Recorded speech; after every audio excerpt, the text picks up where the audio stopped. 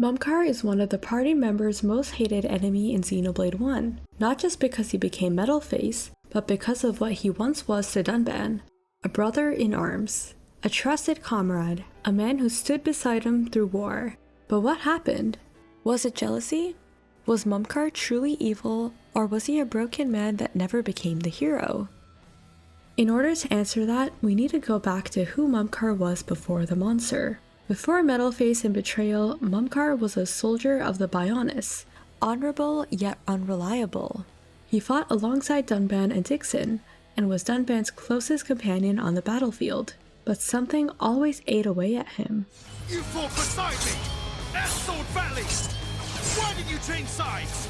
I wanted to get to Monado so I could be the new hero!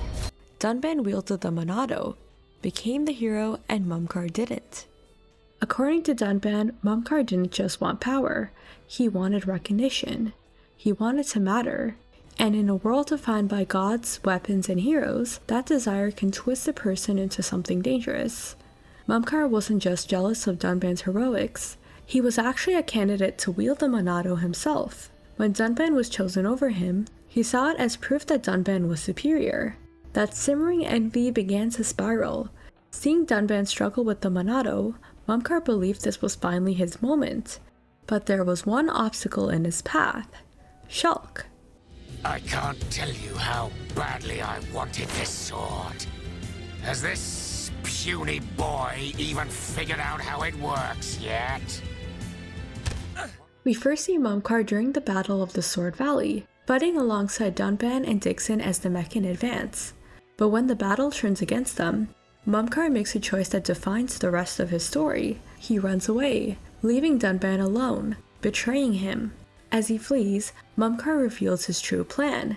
Once the battle was over, he wanted the Monado for himself, not to save the Bionis or to protect anyone, but to finally be the hero that he believed was in his destiny. But if Dunban is defeated, wouldn't the Mechon capture the Monado? Takahashi himself mentions Mumkar believed that once Dunban fell, he could simply claim the Monado himself. He didn't know that Egil was already after it. In his mind, it was just his chance to step outside of Dunban's shadow. In a cruel twist of fate, Mumkar runs straight into a group of hidden Mechon and is presumed dead. Or is he? Mumkar actually survives and is captured by Egil, where he's turned into Metal Face, a Faced Mechon slaughtering Homs, immune to the Monado. As Metal Face, Mumkar's rage wasn't just about power, it was personal. How could you? How could you do this to your own kind? That ain't got nothing to do with it. I'm just having the time of my life here. Ain't that the point? You catch on quick, boy. You're right. These weapons are special. They were made especially to decompose you Homs. And no, wait. Any being from Bionis. He kills Fiora knowing it would wound both Shulk and Dunban, killing two birds with one stone. A final spiteful act of vengeance against the people he once stood beside. He knew that was Dunban's sister. It wasn't any accident. It was absolutely on purpose, showing no remorse. Egil wasn't the creation of Mumkar's hatred, he was the exploitation. Egil gives him a body that can surpass Dunban and Shulk, for a chance he finally can stand above the man he envied. Mumkar embraces it because Metal Face lets him become what he always wanted to be, respected, feared, and impossible to ignore, even if it wasn't a hero this time. But maybe the hero part wasn't his main desire. When Mumkar screams, "I'll kill the lot of you, Dunban and his brats," it sounds like pure hatred. But hatred like that doesn't come from nothing. It comes from years spent standing in someone else's shadow, from watching your closest friend become a legend while you're basically forgotten. If Mumkar truly hated Dunban from the beginning, why did he spend so much time fighting alongside him? Both he and Dunban did the same amount of fighting in battle. But how come Dunban was the one in the front?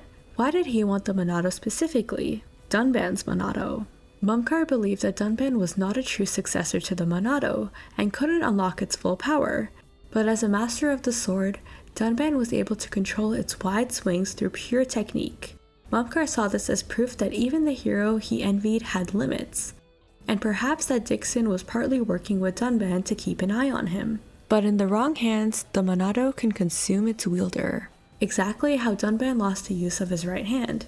This wasn't evil for evil's sake, it was jealousy rotting into madness. What are you willing to do? Would you even kill a Homs to beat us? You dare ask that of us? Why did you betray the Mechonis? Why did you kill our friends at the colony? Why? You wanna know? Because it's your home. I wanted to get to Monado so I could be the new hero! Is that it? That's the puerile reason you killed all those innocent people! Ravaged our home! I love this body! The power! Mumkar saying because it's your home is proof that he wanted to personally hurt Dunban. The final confrontation at Heavy Machine Depot answers the question once and for all. Even with everything he's become, Mumkar is still overpowered by Dunban. Dunban prepares to kill the man who once stood at his side, but Shulk intervenes. For a brief moment, Mumkar is spared. He could leave if he wanted to, but he didn't.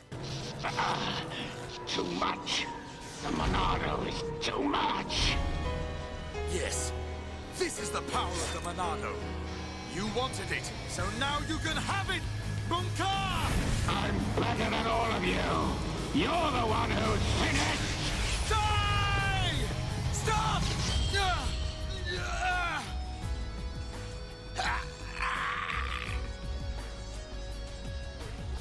Get out of my way, Shulk! It's Mumkar! He's not a Mechon! Have you forgotten everything he's done? Where is your killer instinct? Now is the time! I hate him, Dunban! For what he did to Fiora and the Emperor! So of course I want to get my revenge! But... Faced Mechon are not like the others. They're people. Like us. Are you really willing to kill another Homs? Yes. Sometimes needs must. Even if it's Fiora. What then? When we set out, I wanted to destroy all Mechon. That was my aim. But now, I know that there are people inside. I have to know why. What's the reason for all of this? Why do Bionis and Mechonis have to keep on fighting? I have to find out why! So, that is your fight.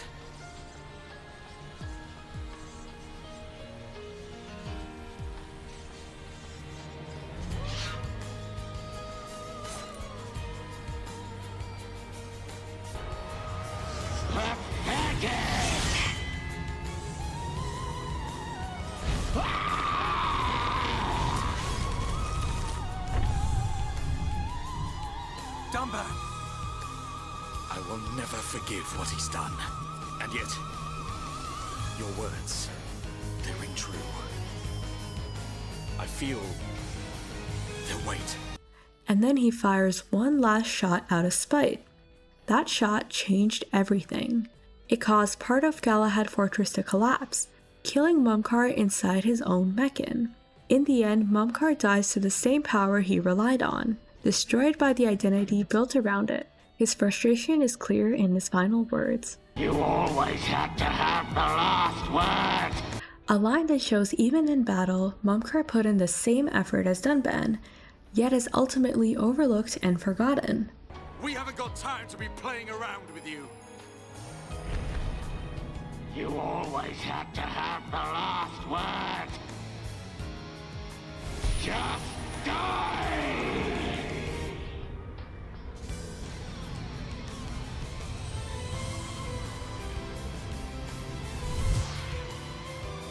No! Just Don't move! Stay die! back!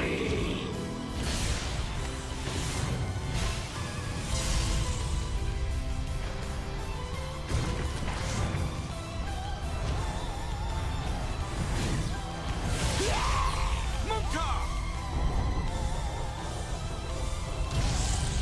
No! No! Not like this!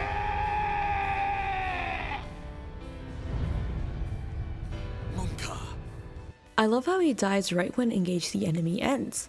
I feel like that's a significance in the way the song plays with the story. Perhaps he is the enemy. Later, while exploring the fallen arm, the party discovers the remains of Mumkar's Faced Mechon at Black Wreckage. In the heart-to-heart eternal scars between Dunban and Melia, it becomes clear that Mumkar isn't just a villain, but really just a tragedy. Dunban explains that Mumkar came from another colony that was destroyed long ago, and that he envied his hero status, wanting the Monado to prove himself worthy of a hero. And then Dunban says something extremely important. Even though he cannot forgive Mumkar, he hopes that Mumkar at least found peace. That isn't something you say about someone you never cared for. In spite of everything terrible Mumkar did to Dunban, he still cares deeply about him. Another heart-to-heart sheds even more light on Mumkar's death, this time between Melia and Fiora. Melia admits that after her father was killed, all she can think about was revenge. But watching Mumkar die didn't bring relief. It brought pity.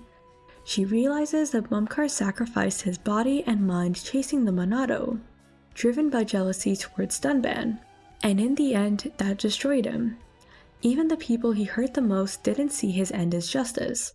They saw it as a tragedy, and that realization is what convinces Melia that revenge only leads to more suffering. This is where Mumkar has a sharp contrast to Dixon. Dixon manipulates lies and betrays the party fully aware of what he's doing.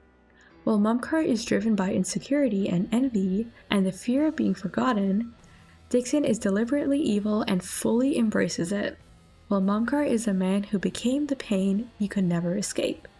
And there's one more detail that makes his story deeper. Hidden in the game's files are unused voice lines for Mumkar, dying dialogue, fleeing from battle, and even affinity lines with Dunban and Dixon. This suggests that perhaps Mumkar was once intended to be playable, perhaps during the very beginning at the Battle of the Sword Valley.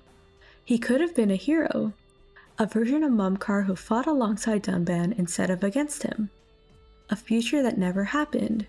But even then, Mumkar didn't want to be alongside the hero, he wanted to be the hero. Even if he did have a good ending, would he really be able to accept it?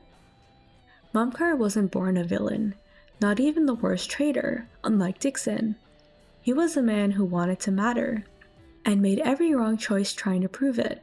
So was Mumkar truly evil, or was he chasing a hero's role that was never meant for him? Let me know in the comments what you think. Until next time, see you!